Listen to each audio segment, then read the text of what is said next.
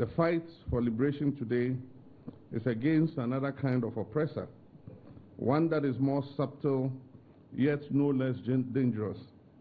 It is the fight against inequality, a fight against oppression of viral diseases, of mothers forced to bury their children, of children denied even a single moment of the innocent joy of a mother's smile. It's liberation from this oppression, excellencies.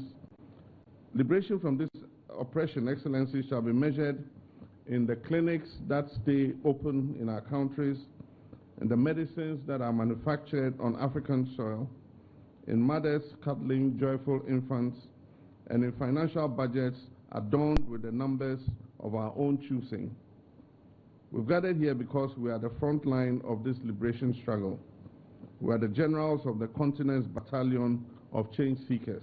Development assistance for health fell more than 1/5 in a single year, from around 49.6 billion to about 39.1 billion.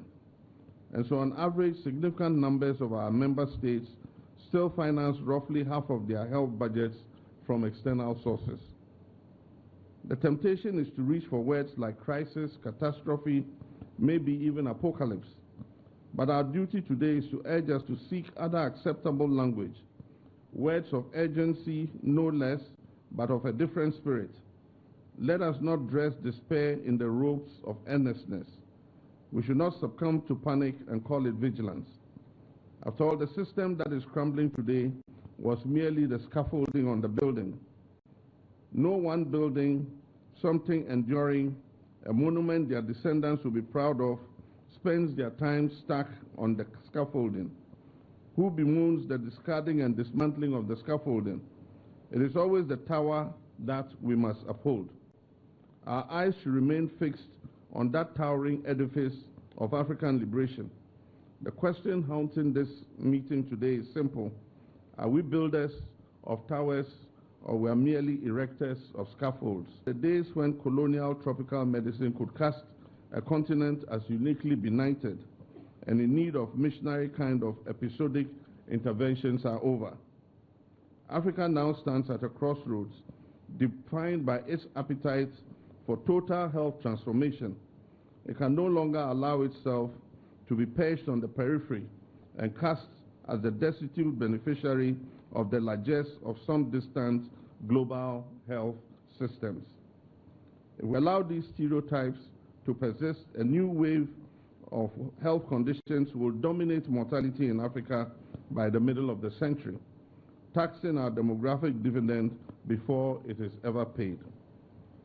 And that is why the Presidential Council of the Accra Reset convened a high-level panel on reform of the global health architecture and governance to consider a root, stem, and branch transformation of the mindsets, policies, programs, and systems that define global public health today. That meeting took place in Dakar, Senegal. But we're not by this action delegating our agency to any notion of an abstract global health hierarchy. While the high-level panel is independent, we have been emphatic that we don't want another list of lamentations. We have no plan to go around employing others for salvation.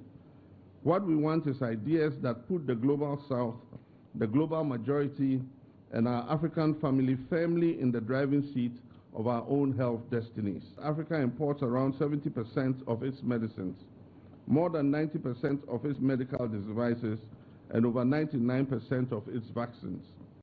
We all remember standing in the queue in 2021, cash in hand, watching others serve first as the panic of COVID-19 threatened to overwhelm the world. We learned a bitter lesson, and thank God we have learned from it. Today it gives me great pride to see vaccines flowing from Dakar, to see messenger RNA sciences being catapulted from Cape Town, to see the head of Ghana's brand new vaccine institute go toe-to-toe with biotech strategists around the world, to hear the new facility for cutting-edge biologicals humming on the streets of Kigali. Excellencies, we are the generals of the Army of African Health Transformation. Allow me to announce for your hearing pleasure that the pharmaceutical manufacturing plan for Africa is no longer a mere scribble on paper. The African Medicine Agencies under Dr. Mimi Darko is moving from treaty to working instruments, and the strategic joint procurement and a continental active pharmaceutical ingredient strategy will give our manufacturers the boost they have been waiting for and they so long deserve. We know very well that health value chains mean factories, laboratories, and dignified work for our young people. Sewn together by the African Continental Free Trade Area, sovereignty in health, it turns out, is also an industrial policy, a structural transformational agent, and a liberation strategy. 25 years ago in Abuja, we promised to devote 15% of our national budgets to health. That promise is now old enough to have children of its own. So the pledges we make this afternoon must be physical, not lyrical.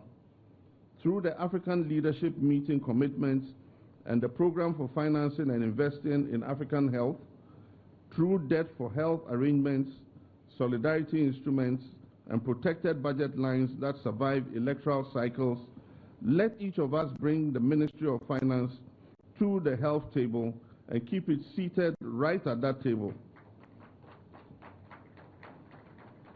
Prevention repays us ninefold.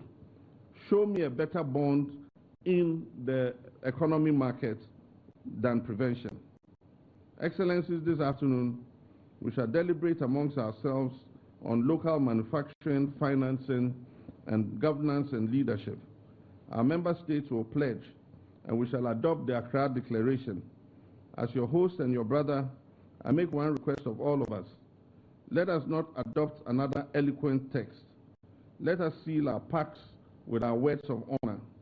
The declaration establishes a continental monitoring, reporting, and accountability framework, which we hope to align with Accra Research Framework. We commit to an annual scorecard to be regularly brought to this very assembly for peer review amongst us.